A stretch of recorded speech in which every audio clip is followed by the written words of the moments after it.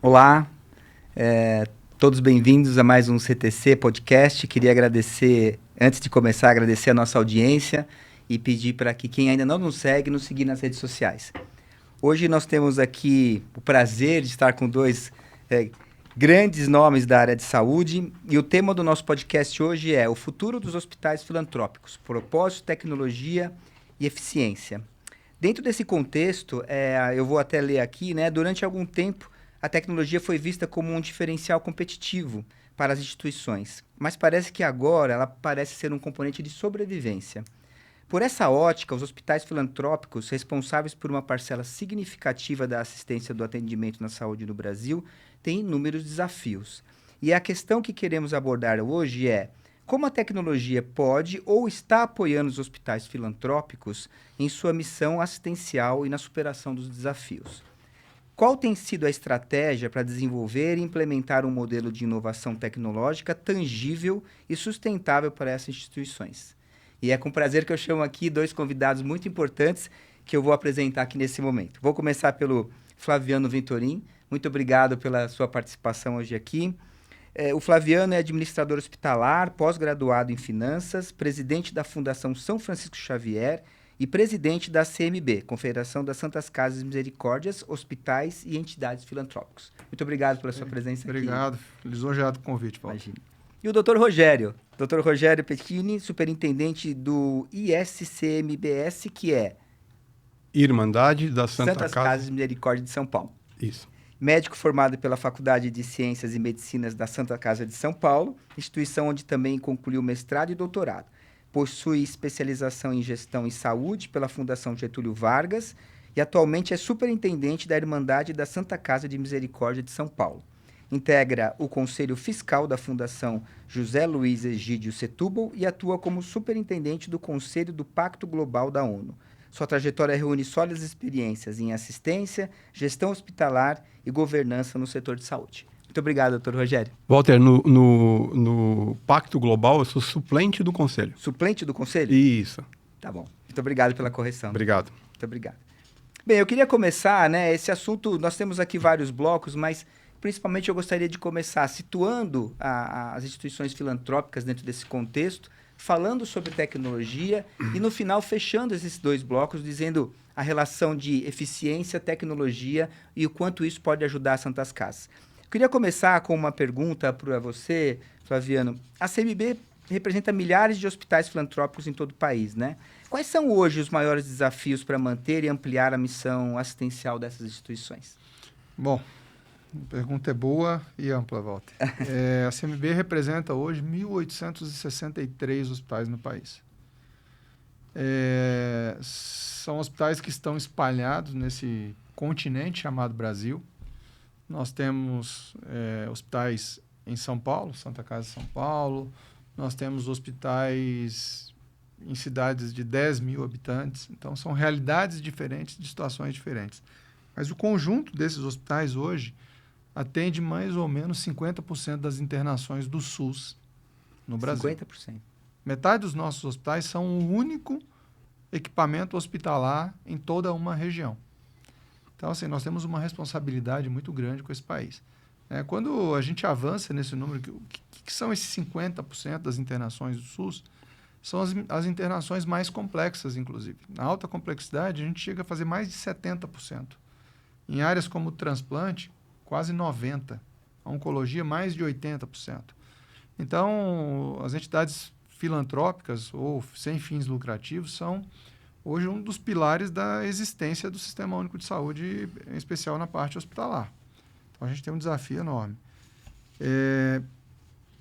Como você falou, a tecnologia não é mais um luxo, ela é uma fonte de sobrevivência, de sustentabilidade, porque eu tenho falado muito com as pessoas. A eficiência é o que vai garantir a sustentabilidade. Num país onde não se dá valor, né, à saúde. Estou falando de quem paga a conta. Então, o SUS ele vem com uma tabela deficitária que coloca os hospitais numa situação financeira quase que insustentável. Se a gente não aplicar a tecnologia, tudo vai ficando mais difícil. E um dos desafios de se aplicar toda essa tecnologia é ter escala. Então, em São Paulo você tem escala, mas numa cidade de 10 mil habitantes você não tem escala. Então, como fazer esse equilíbrio, né? Então, acho que, para começar, acho que o grande desafio é encontrar a sustentabilidade dos hospitais de norte a sul do país e conseguir implementar a tecnologia na velocidade que ela acontece e com a demanda financeira que ela exige. Perfeito. Pegando a carona do Dr. Rogério, eu queria essa visão macro e essa visão da Santa Casa de São Paulo nesse contexto dos desafios. A Santa Casa de São Paulo é uma instituição que está prestando serviços em saúde há mais de 460 anos. Na verdade, 464 anos aqui na cidade de São Paulo. Na última semana, a gente teve até um encontro, o CMB estava junto, com o vice-presidente Alckmin, em que ele coloca, né, a Santa Casa de São Paulo disputa aí, talvez seja a terceira instituição mais antiga do Brasil. Né? Tem Salvador e Santos brigando por ser a mais antiga. Mas nós somos hoje 1.100 leitos, atendendo em 4 unidades diferentes de assistência, desde a atenção básica até a atenção especializada, 100% SUS. Né? E a busca que a gente tem continuamente, e uma busca importante, é garantir sustentabilidade. Então, o que o Flaviano falou é muito importante, e num cenário em que os custos aumentam, em que a demanda ela aumenta, os pacientes estão cada vez mais complexos, a gente tem que buscar ferramentas inovadoras para garantir sustentabilidade. Então, garantir sustentabilidade de uma instituição de 460 anos é uma busca diária. Prova-se muito possível porque estamos aí, 100% SUS, atendendo a população, as demandas aqui da cidade de São Paulo. Comentávamos há pouco tempo, né?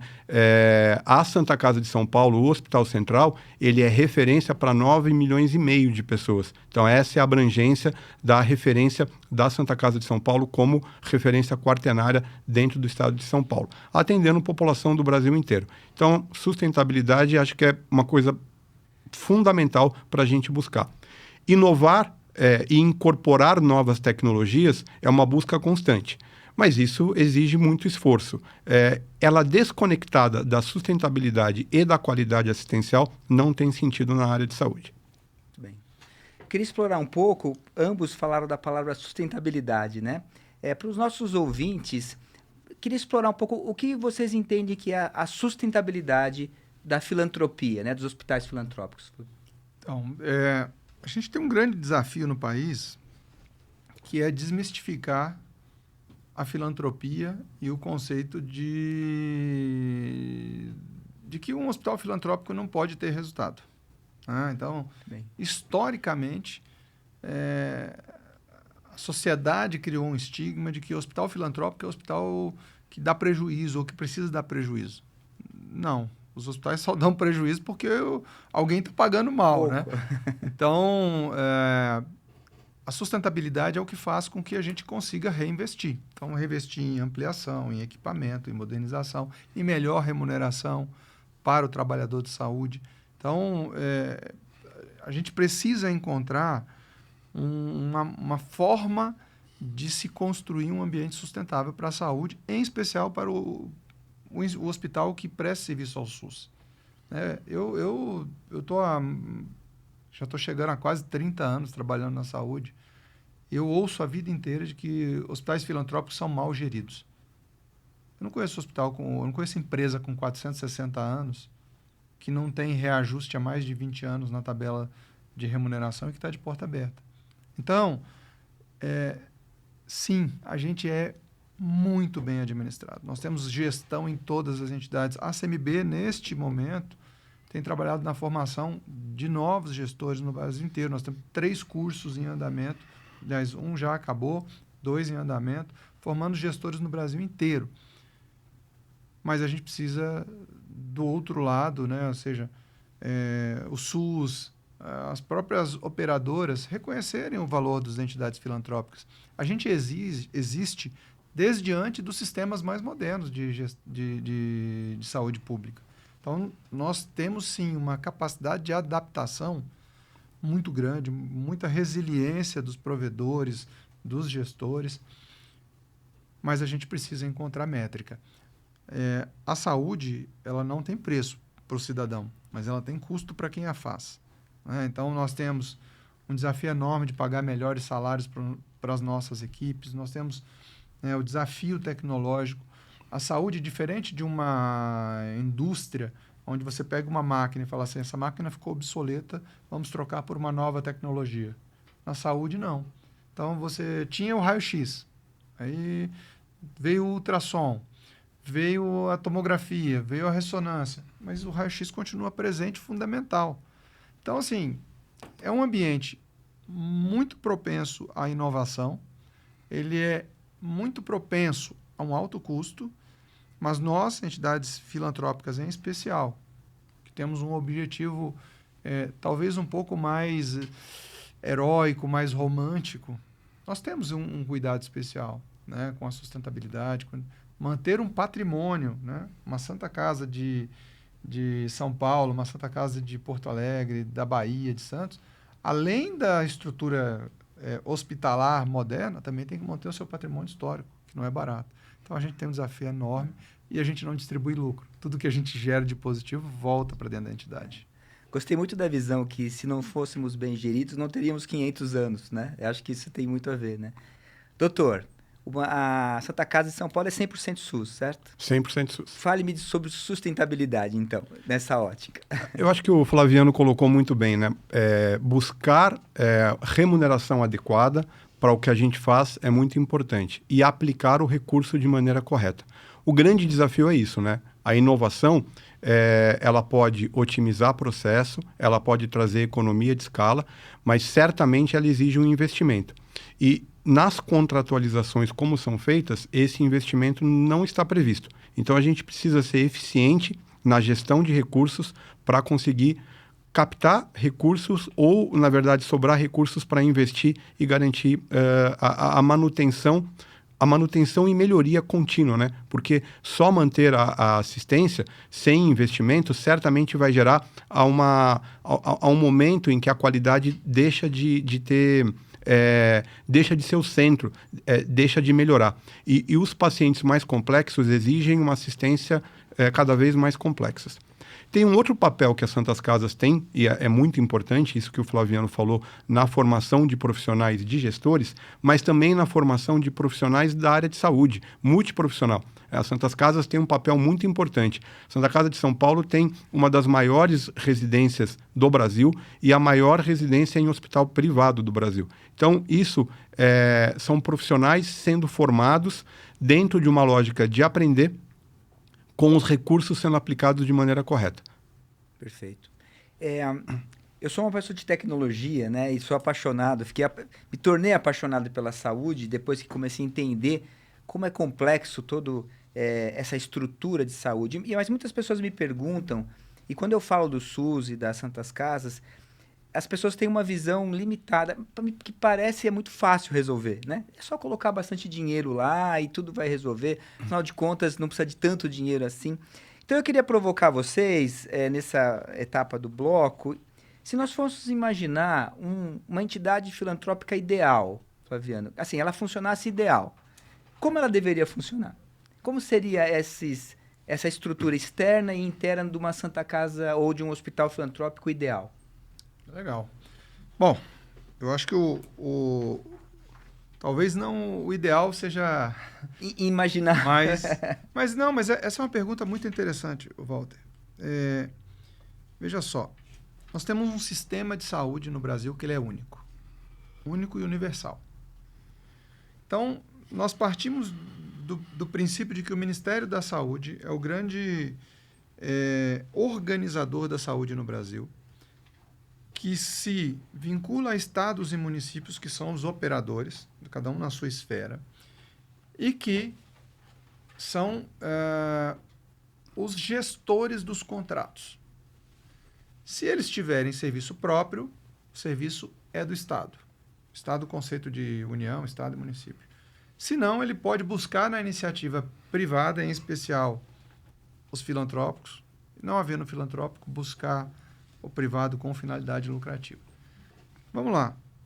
A gente está falando que nós temos esse modelo implementado e que ele trabalha hoje sustentado numa tabela de procedimentos definido na década de 80, que vem recebendo aí alguns incrementos, alguns novos procedimentos, enfim. E eu queria deixar claro, tá? A questão da sustentabilidade não é deste governo, não é do governo passado. Ele é um processo histórico, que vem desde o SUDES, né, do INAMPES. Então, é um processo histórico que, às vezes, a pessoa acha que o problema é a tabela. O problema não é a tabela. O problema está desde quando se segregou previdência e saúde, discussão de orçamento, enfim. Esse troço vem de longa data. Mas, voltando, a gente trabalha pautado em cima de uma tabela que já não reflete mais a realidade, nem do país, nem do orçamento, nem do hospital. Então, o mundo ideal para os hospitais filantrópicos é que a gente olhasse para esse hospital e falasse assim, cara, esse hospital ele vai fazer isso. E para isso nós vamos orçamentá-lo nisso. Então, você tem um hospital que sabe o que tem que fazer, que sabe quanto vai receber e quando vai receber. Se a gente tivesse isso muito estruturado, por exemplo, não precisaria da Santa Casa de São Paulo ou qualquer outro hospital do país ir a Brasília pedir emenda parlamentar. A emenda parlamentar ela seria aplicada conforme o que se prevê no planejamento para esse hospital ampliar de serviço, conforme a sua capacidade produtiva e o que ele está entregando.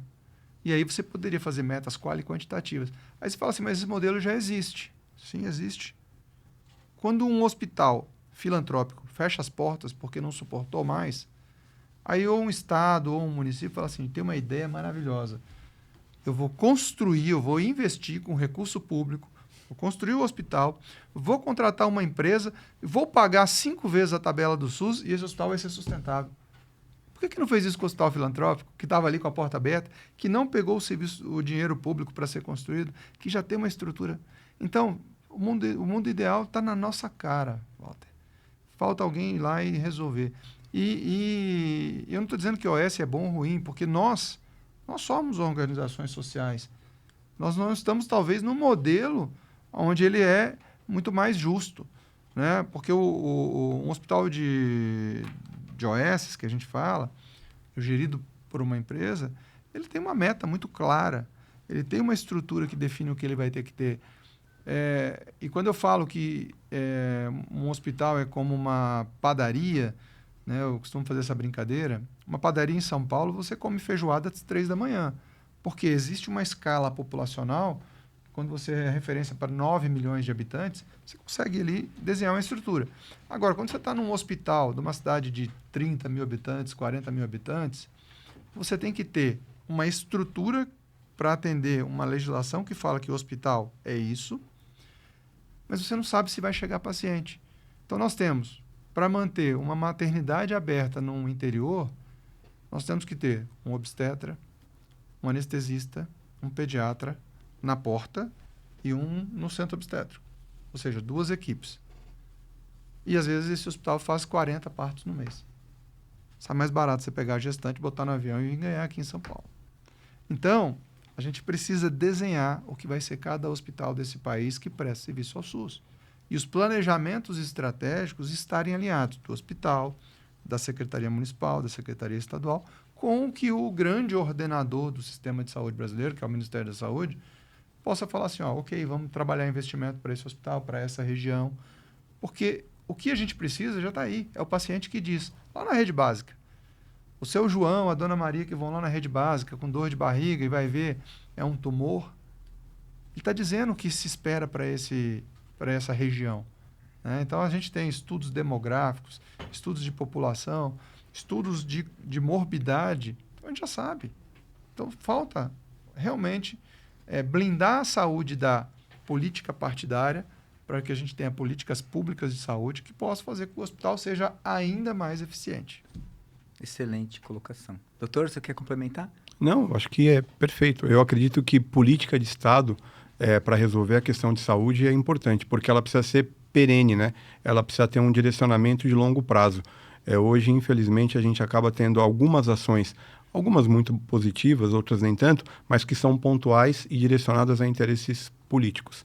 Uma coisa dita aqui, que eu acho que é uma outra coisa fundamental é regular um pouco melhor o sistema. Então, é direcionar para o hospital certo o paciente correto, né? Aquilo que o paciente necessita ser encaminhado para o hospital correto. Então, esse paciente que tem uma dor e que está rodando na atenção básica e que pode ser um tumor, e ele perde tempo rodando na atenção básica até chegar à atenção especializada, não poderia ocorrer. Eu precisaria identificar esse paciente de maneira rápida na atenção básica e direcionar para a atenção especializada de maneira muito cirúrgica, né? Não dá para ficar perdendo tempo. O Hospital Central da Santa Casa de São Paulo tem hoje uma porta aberta, o que é ruim, porque a gente atende ali uma demanda de UPA, uma demanda do paciente que vem com queixa simples, mas também eu tenho paciente complexo naquela porta. E isso compete com o paciente complexo eletivo, que já foi direcionado para lá. Então, acho que regulação do sistema, planejamento de longo prazo e regulação de sistema é muito importante. Como você trabalha com TI, para isso tem dados, né? Se a gente começar a olhar os dados, talvez todo mundo comece a se planejar, olhar os dados de verdade, né? Comece a tomar medidas, né? Tomar ações baseadas realmente em dados. E isso que o Rogério falou, Walter, é tão importante. Porque você pega uma estrutura igual da Santa Casa, que é uma estrutura quaternária, ou seja, é um hospital de ponta, que você dedica ela para aquilo que é de mais complexo, difícil, e aí uma pessoa com uma caneta na mão, que pode ser o médico, pode, né, em geral é o médico, mas que está lá numa situação difícil, numa cidade pequena, onde não tem a menor capacidade de diagnóstico, porque não tem nenhum serviço. E ele vê um paciente, sente uma massa na barriga do paciente, e aí ele vai lá e coloca alta suspeita de câncer. E encaminha para a Santa Casa. A Santa Casa vai lá, pega todo aquele aparato tecnológico que ela tem, que é caro, faz um monte de exame. Não era um câncer. Era uma disfunção genética, era um fecaloma. E aí esse paciente pulou a fila de todo mundo, porque ele entrou como uma autosuspeita de câncer. Existe uma lei que tem que o paciente ter um prazo para poder... Né? E aí esse paciente volta lá para a cidadezinha e fala assim, não era um câncer. Mas o custo da estrutura de um hospital como a Santa Casa foi utilizado para... Então, assim, a gente precisa melhorar muito como sistema. Né? O interior precisa melhorar, o sistema de regulação precisa melhorar, nós também precisamos melhorar. Mas é realmente um esforço que tem que ser conjunto. Isso que a Santa Casa tem em São Paulo. Onde você Eu estava pensando exatamente isso.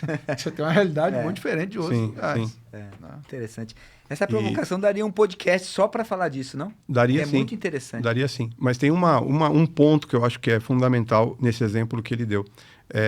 O paciente não conseguiu ser atendido. Ele começou com uma dor, ele foi para um hospital de alta complexidade, lá ele não era um tumor, e ele volta para a atenção básica com a dor, e a dor não foi atendida.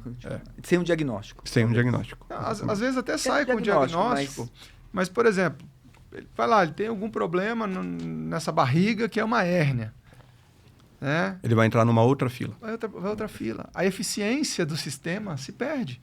Né? Por quê? Porque a Santa Casa podia, talvez, ter um fluxo, eu brinco, bate-fone, né? E ligar para um outro hospital e falar assim, esse paciente aqui, estou regulando com o estado lá, está indo para o teu hospital, que é o hospital referência para fazer essa cirurgia de baixa complexidade ou de média.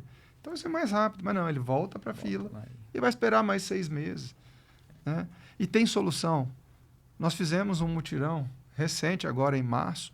300 hospitais filantrópicos fizeram 60 mil cirurgias em 2 dias. Um sábado e um domingo. Fora da contratualização, ou seja, fora daquilo que está previsto. Então, se tem solução, falta boa vontade. Bem, aí chega um tecnocrata como eu e fala assim, não, tecnologia vai resolver tudo, né? E aí eu vou abrir esse bloco falando de tecnologia e vou começar com o Dr. Rogério. Dr. Rogério, eu acho que se fala muito de tecnologia, mas a gente tem que tangibilizar, né, o uso dessa tecnologia. Até onde ela está realmente...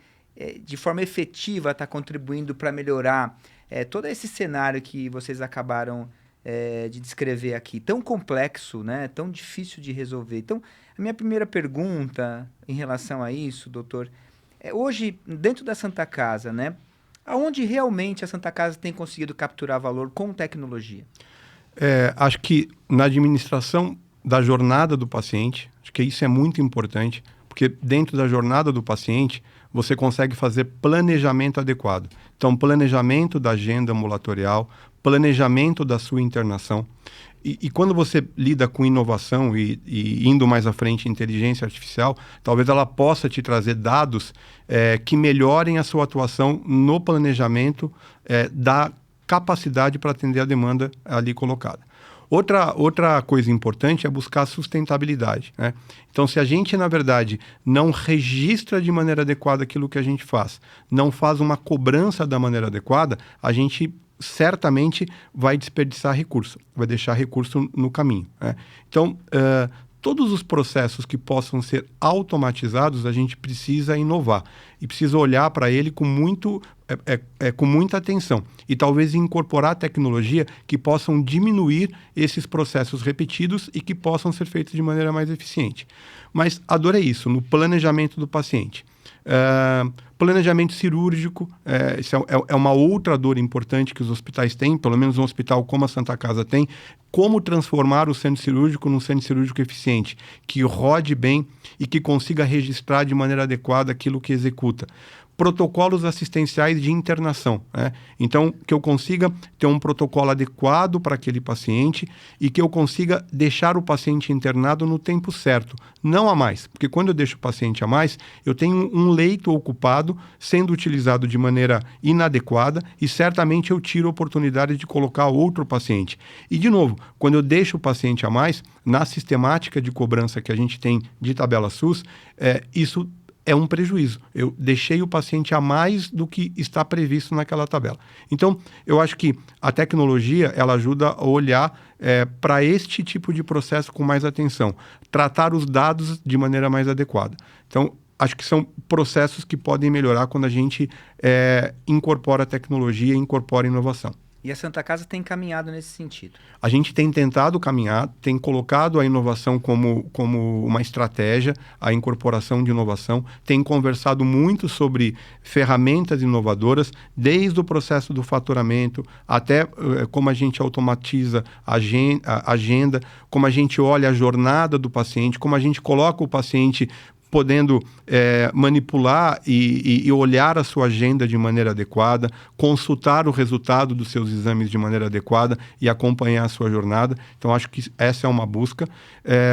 De novo, buscamos implantação de protocolos que otimizem a internação, que olhem, na verdade, para o paciente e temos olhado de maneira muito atenta para o centro cirúrgico, porque ali é um momento muito crítico na assistência. Flaviano, você comentou bastante que o mundo da filantropia, né, ele é diverso no sentido de capacidade, de tamanho, de geografia, de necessidades. De uma forma geral, né, o que está impactando a Santa Casa é o que está impactando as demais filantrópicas ou não? Ou tem outras coisas acontecendo? Olhando macro, sim, as situações são muito próximas. Obviamente que você vai ter questões regionais que vão impactar mais ou menos, questões de morbidade local que vão impactar mais ou menos, mas acho que o Rogério foi muito feliz na fala, sabe, Walter?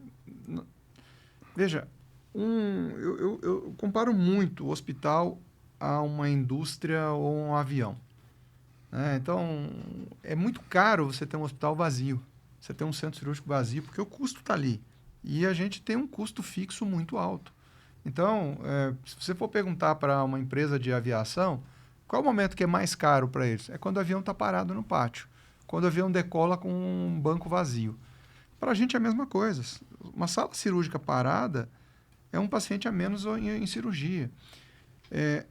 E tem um outro lado dessa coisa que eu falo o seguinte. Nós temos,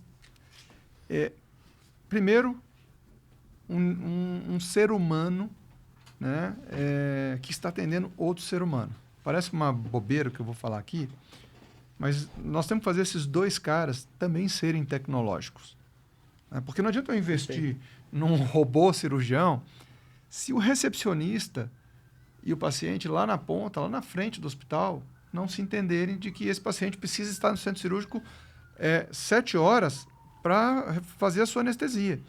Então, o fluxo que vem antes disso ele tem que estar muito alinhado.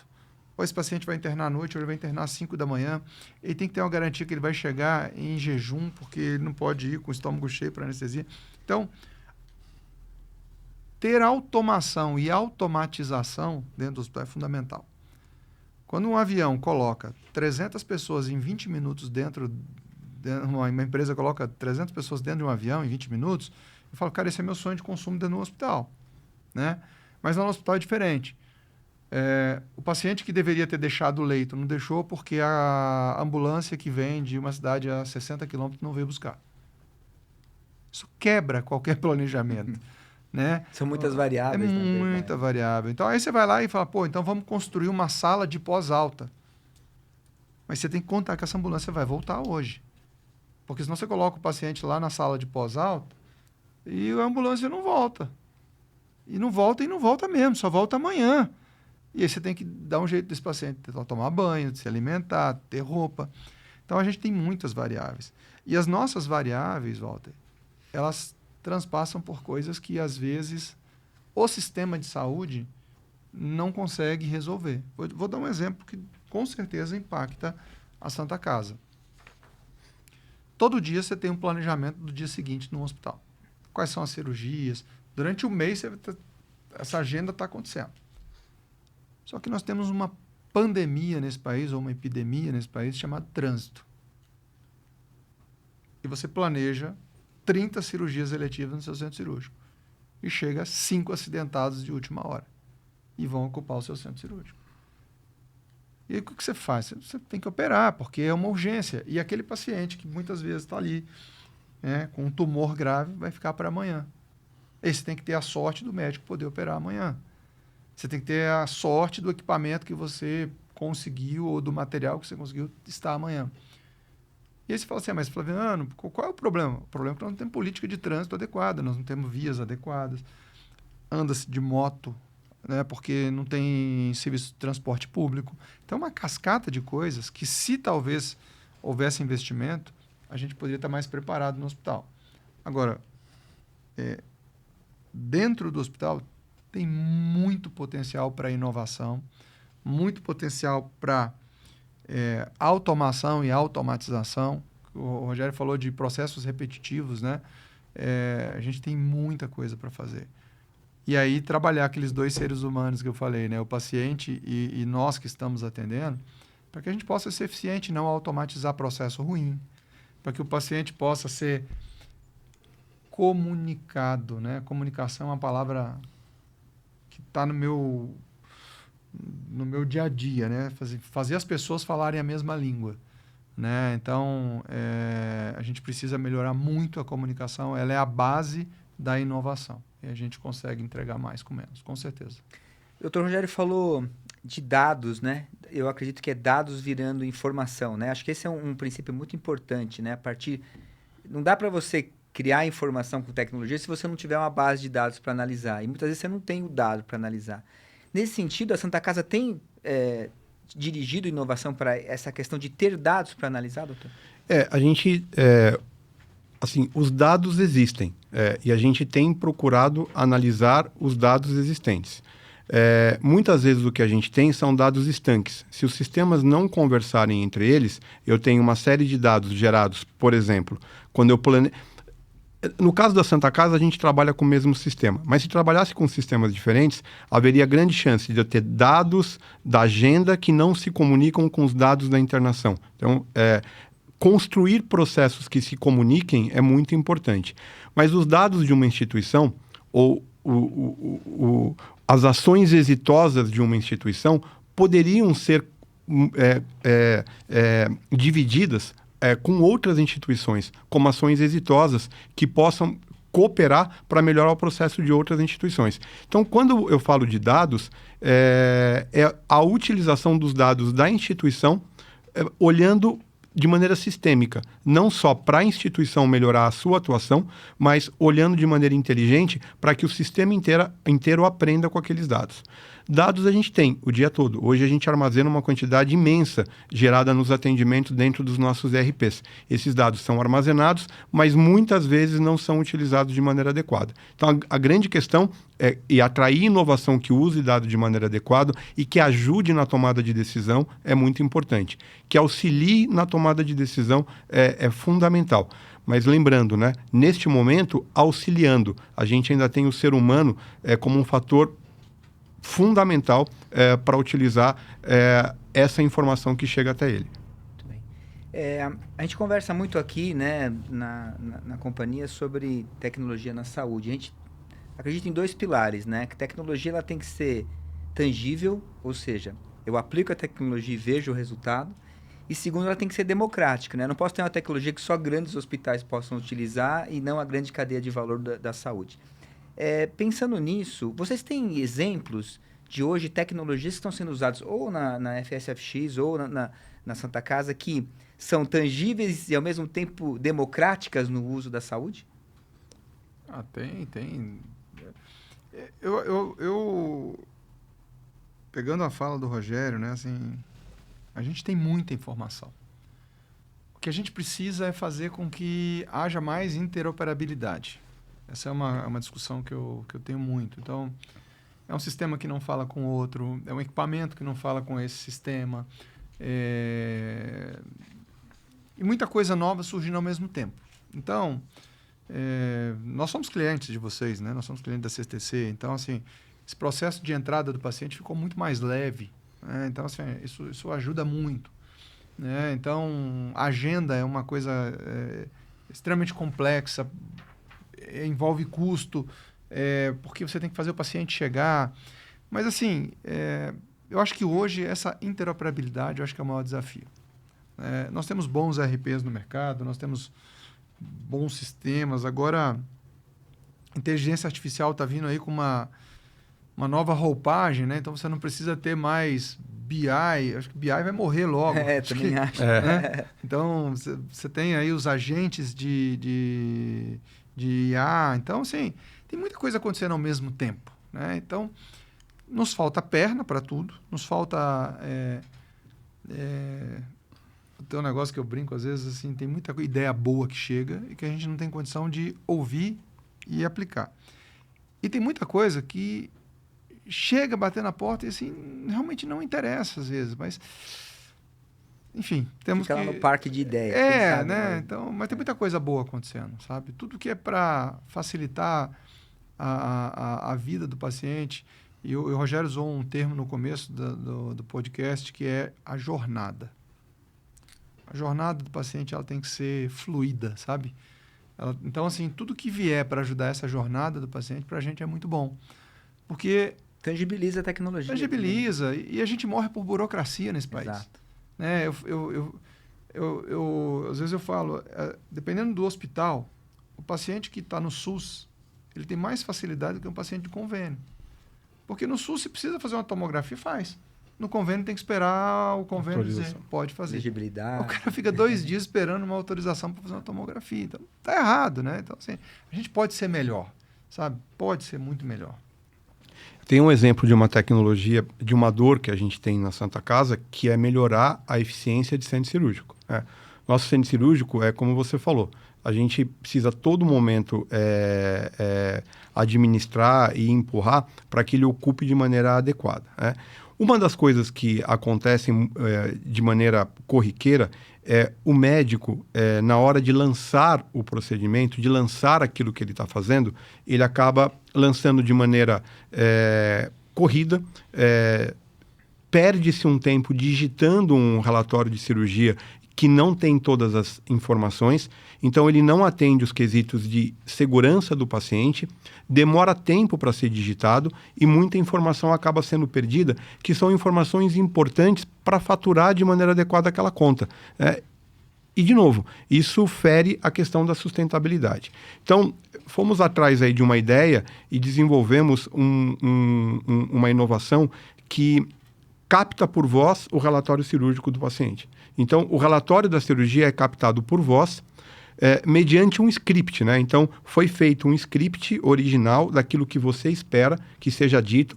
E enquanto você faz essa captação, enquanto o médico, no momento pós-cirurgia, imediatamente pós a cirurgia, ele senta para descrever a cirurgia, ele dita. Aquilo que ele não preencheu é avisado para ele, né? A tecnologia avisa para o médico, faltou preencher este dado. Você usou este OPME, o paciente usou hemoderivados, foi feita antibiótico terapia. Então, mesmo que o paciente não diga, o sistema não deixa ele evoluir sem que ele responda a questões básicas, tá? E na experiência que a gente tem uns 2 meses mais ou menos de implantação desse sistema, a gente já usou em aproximadamente 600 cirurgias. 600 cirurgias foram transcritas. O que a gente percebeu é um tempo menor em que o paciente, em que o médico ele para fazer a descrição cirúrgica. Então, a gente tinha uma estimativa de que esse médico ficava ali até 20 minutos para fazer essa descrição. Por voz, ele faz em 13 minutos. Muitas informações que eram perdidas. Então, lateralidade, intercorrências, do uso de hemoderivados, uso de OPME acabavam sendo perdidas, porque na hora de fazer o relatório cirúrgico ele não citava isso. Então, com a aplicação dessa ferramenta, com a aplicação inclusive de inteligência artificial, ele segue um script e é perguntado para ele, você usou o OPME? E a inteligência artificial passa a sugerir para aquele médico melhores codificações e melhores OPMS. Então, tempo foi uma coisa muito importante.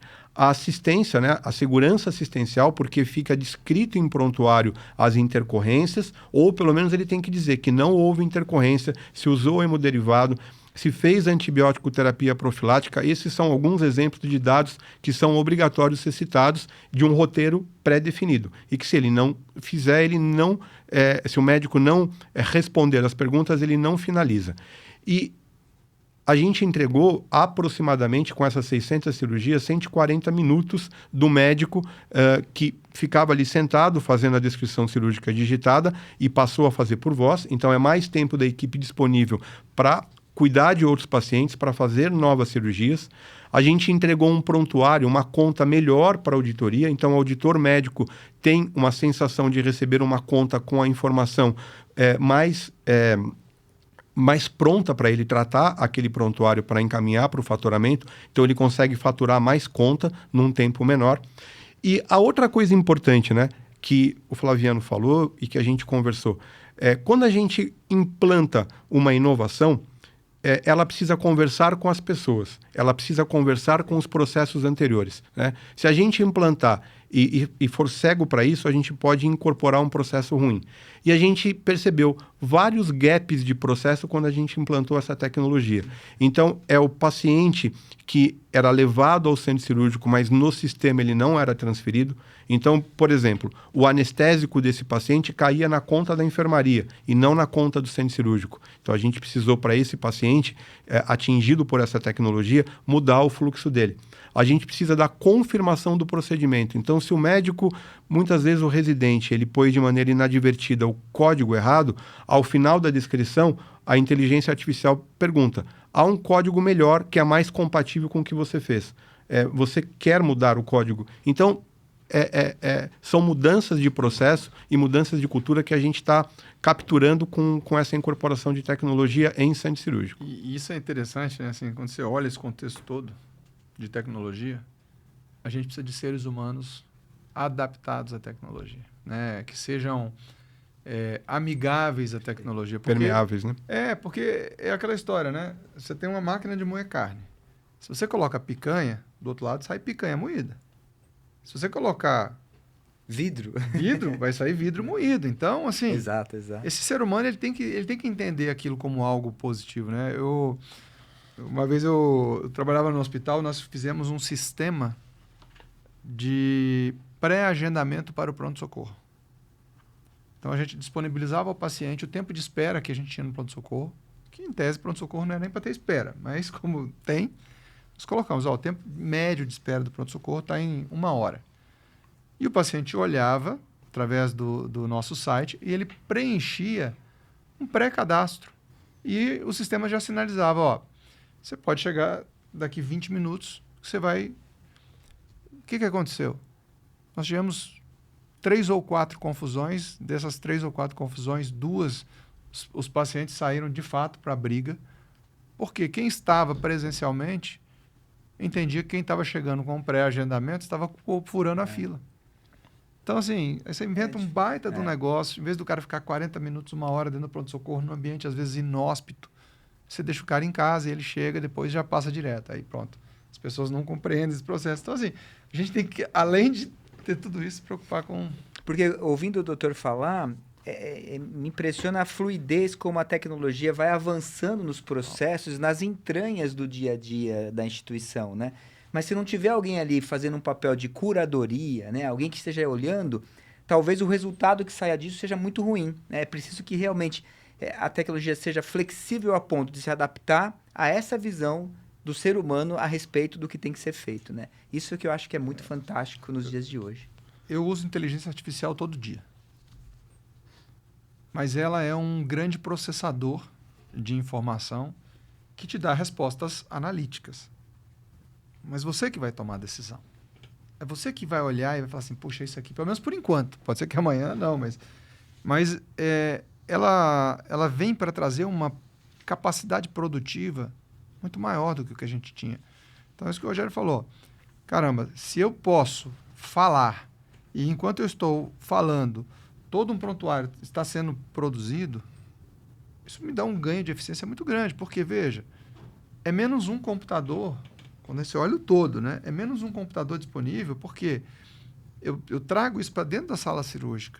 Ou seja, lá fora, quando a cirurgia acabou, eu não vou precisar fazer os 20, 30 minutos de preenchimento. Até porque o time já passou e às vezes eu posso esquecer o que aconteceu. Eu vou sair lá fora, vou olhar, já está pré-pronto o prontuário, o médico audita aquilo tudo que aconteceu, exclui aquilo e ganha tempo. Ganha eficiência. O dinamismo do centro cirúrgico é outro. O estresse do médico é outro. É outro. Nós não conseguimos ainda captar o que acontece dentro da sala cirúrgica. A gente ainda vai para o pós-cirúrgico imediato. Por um motivo, né? Dentro da sala cirúrgica, a gente percebeu que tem muito ruído, muita coisa acontecendo. Mas, de qualquer forma, trazer o médico para imediatamente após... ele está cansado, vai tomar um café. Se ele for digitar, ele vai acabar esquecendo uma série de informações, mas por voz, em 3 minutos, fazer um relatório cirúrgico, você consegue certamente captar melhor a atenção dele e ter informação mais fresca. Certamente a gente tem que brigar para buscar o que está dentro da sala cirúrgica, a gente conseguir captar. Mas nesse momento, o fato de captar no pós-imediato já melhorou muito a informação. Então, eu achei que era dentro da sala, mas o que não desmerece, não deixa de desmerecer, mas... Eu sei que vocês têm uma tecnologia na CTC que já faz isso na consulta. Exato. Né? Quando você trouxer isso para dentro do centro cirúrgico. E lembrando, o radiologista já faz isso há quanto tempo? Há muito tempo. Ele dita laudo há muitos anos. Então, assim, é um avanço. É um avanço. Né? Nós vamos ter que adaptar uma estrutura física do hospital para ter microfone para todos os participantes da cirurgia, mas é isso que instiga a gente a ser melhor. Sim. Meu olho já brilhou aqui de você falar assim, o cara sai do centro cirúrgico e fala aqui, pô.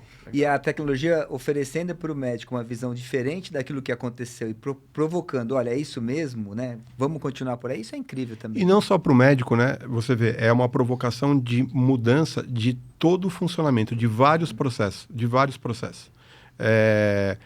captação de voz com categorização do que é captado, eu acho fantástico, né?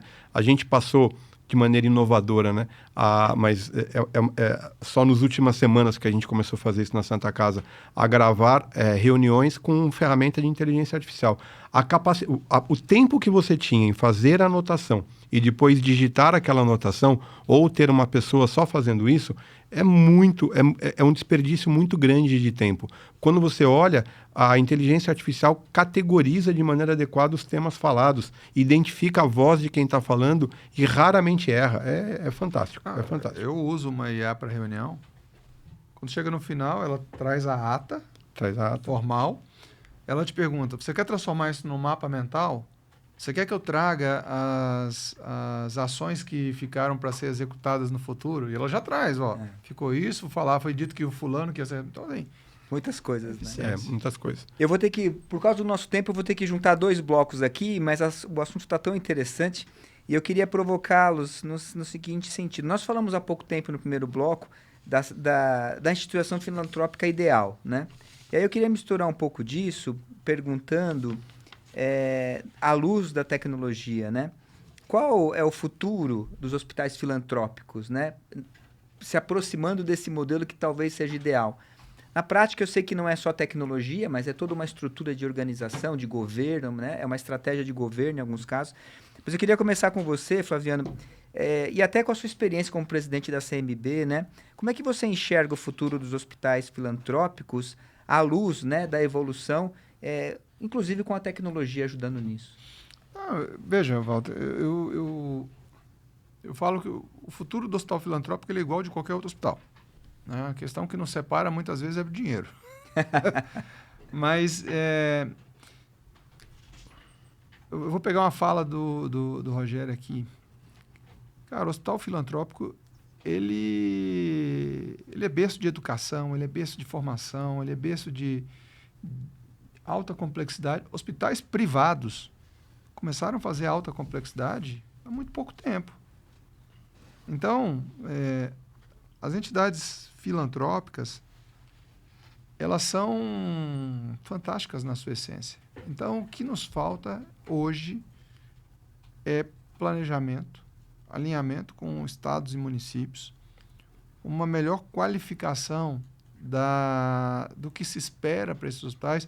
Existe um negócio chamado contratualização, que é o que se espera, né? Então, esse hospital que a gente desenha para o futuro é um hospital eficiente, um hospital mais vocacionado, né? Eu falo vocacionado, um hospital pequeno, ele não pode fazer tudo. Ele pode fazer algumas coisas. Uma Santa Casa de São Paulo, ela pode fazer muitas coisas, mas não deve fazer tudo. Ou seja, né, não adianta você mandar a baixa complexidade para lá. Não é o viés, não é o perfil. Então, essa estruturação vai dar a capacidade para que a gente possa alinhar e ajustar esses processos tecnológicos. E sim, nós vamos ser muito tecnológicos, nós vamos ser muito disruptivos, como estamos sendo. Nos falta ainda, como a gente acabou de discutir, essa questão financeira, mas a gente tem muita vontade. E os hospitais filantrópicos, eles sempre estiveram na vanguarda, né? E eles, ultimamente, né, passaram por momentos difíceis, mas eu olho para vários hospitais filantrópicos na lista da Newsweek, eu olho vários hospitais filantrópicos com ONA 3, eu olho vários hospitais filantrópicos com cirurgia robótica. Então, assim, nós não estamos aquém da modernidade. Nós estamos caminhando muito próximo ali do que é de ponta. Lembrando que os hospitais de excelência, PROAD, são filantrópicos. Então, eu acho que ajustes finos nas políticas públicas, ajustes finos em planejamento e um ajuste adequado do financiamento, cara, Você criou 3 pilares aí importantes, né? Ô, Walter, eu costumo falar sempre o seguinte: quando você tem um contratante honesto, um contratado honesto e um contrato justo, cara, A coisa flui. Não tem como dar errado. Vou anotar essa que é importante. Doutor Rogério, na visão da Santa Casa, né? Santa Casa, um passado recente, passou por muitos problemas, né? E sempre foi uma referência. Como você vê o futuro da Santa Casa de São Paulo e o uso da tecnologia lá? Acho que se a gente não incorporar a tecnologia, não incorporar a inovação, a gente vai ficar para trás.